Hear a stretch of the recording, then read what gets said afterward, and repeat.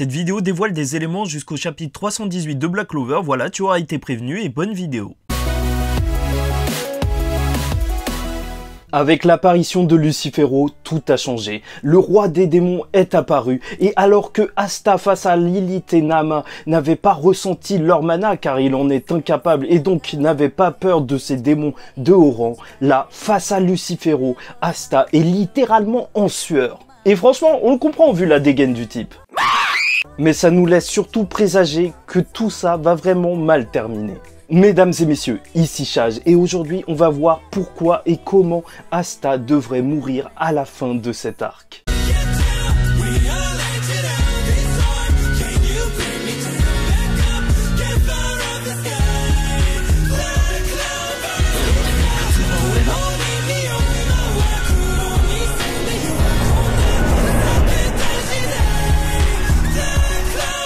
L'intrigue de la mort d'Asta a été mise en place depuis le début de cet arc. Je vous rappelle que ça n'a pas commencé avec un entraînement, mais bien avec un Asta qui était accusé de comploter avec les démons. Et surtout une prédiction du Julius qui était devenu enfant et qui disait que Asta devrait mourir. Et bien sûr, à ce moment, ça faisait surtout référence au procès d'Asta où il était possiblement condamné à mort. Mais comme le dit Yami, les prédictions de Julius ne se trompe jamais et peut-être que ça a plutôt un lien avec ce qui est en train d'arriver alors qu'il est face au roi des démons. Même si il est à demi manifesté, il faut dire que Lucifero envoie du lourd. Il se téléporte directement comme Dante devant Asta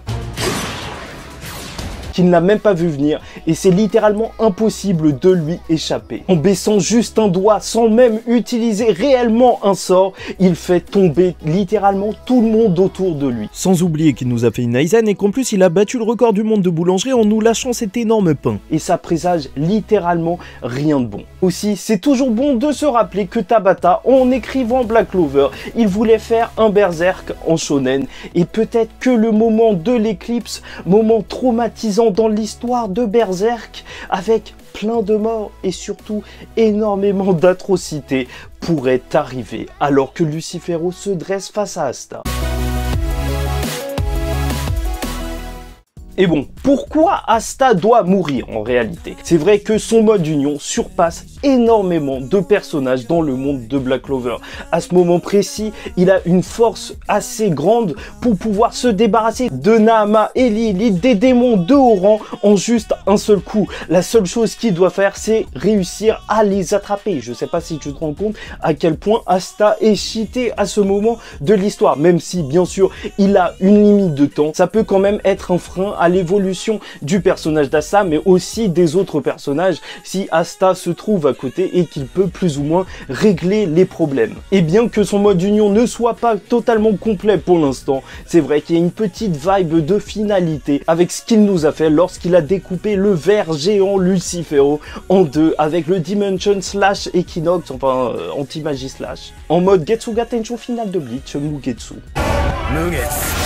Mais plus que pour l'évolution du ou des personnages, il faut surtout se dire que la mort d'Asta, ça pourrait aussi le faire se rapprocher de son but ultime de devenir empereur mage. Parce que s'il y a bien une chose qu'on sait des empereurs mages, que ce soit Lumière qui s'est sacrifié pour affronter un Majin géant né de Licht ou de Julius qui s'est aussi sacrifié pour le pays, le sens du sacrifice est intrinsèquement lié à la fonction d'empereur mage et donc face à ça, Asta aurait rempli une grande mission qui pourrait peut-être le faire devenir empereur mage un jour.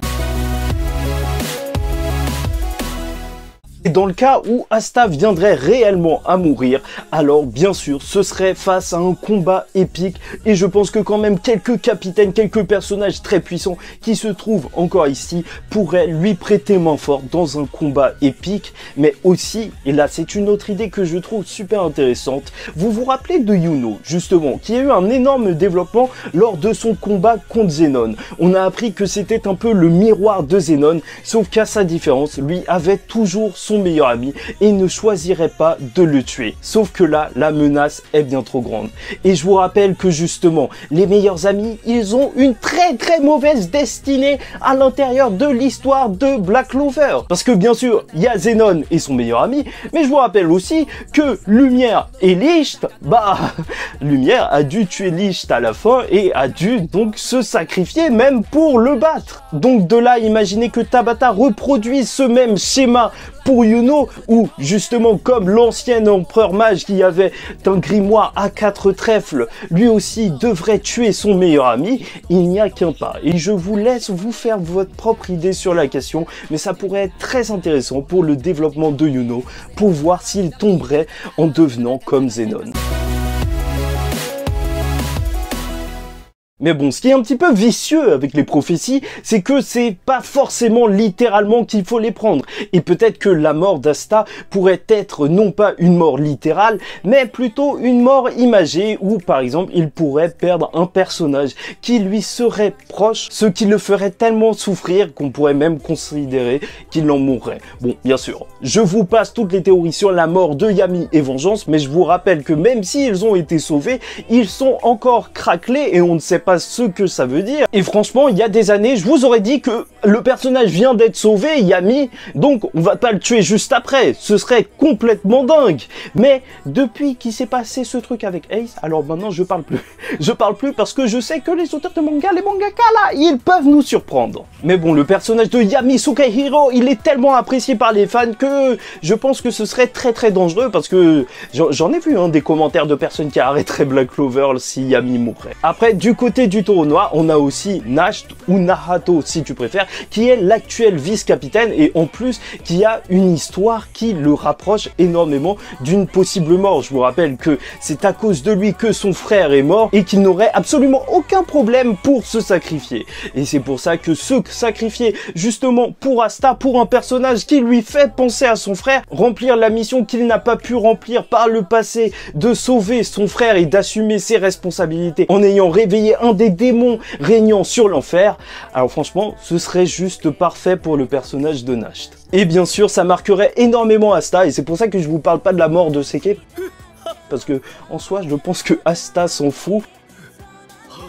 Et aussi, ça pourrait permettre une promotion à Asta, parce que oui, on est comme ça ici, oui, on pense aux promotions, je sais, c'est sale, mais au bout d'un moment, s'il n'y a plus de vice-capitaine, ou s'il n'y a plus de capitaine, bah alors Asta, il peut faire son petit chemin. Mais bon, Nash n'est pas le seul personnage qu'on a découvert lors de cet arc qui pourrait être lié à une mort d'Asta dans son histoire, parce que au final, on a aussi Libé, un personnage qu'on a appris à apprécier énormément, mais dont on a vu le passé, où littéralement il a été élevé par Lichita, la mère d'Asta, et il a été sauvé par elle.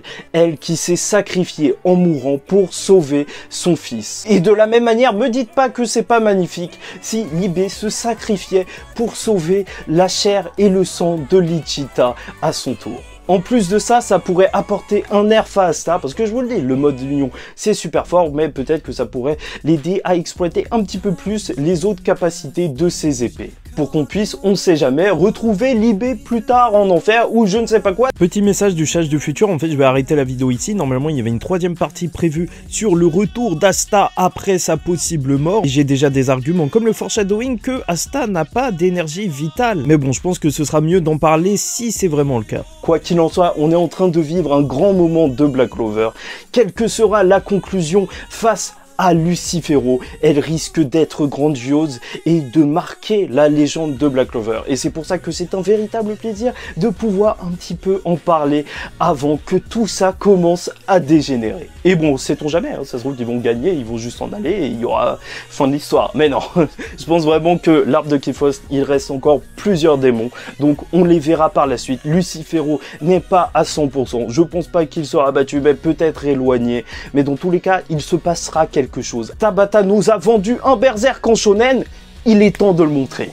Bon, bref, j'espère que vous avez apprécié cette vidéo. En tout cas, pour moi, c'était un plaisir de vous la faire. En plus, on est à la maison, j'ai retrouvé la chaîne, donc je vous remercie énormément. Bon, n'hésitez pas à liker ou disliker la vidéo si ça vous a pas plu. Commentez, donnez-moi votre avis en commentaire. Je suis sûr que vos têtes doivent exploser. Tellement de possibilités. Pourquoi pas un retour de Julius? Mais que va faire Julius? Mais franchement, il y a énormément de choses qui pourraient se passer.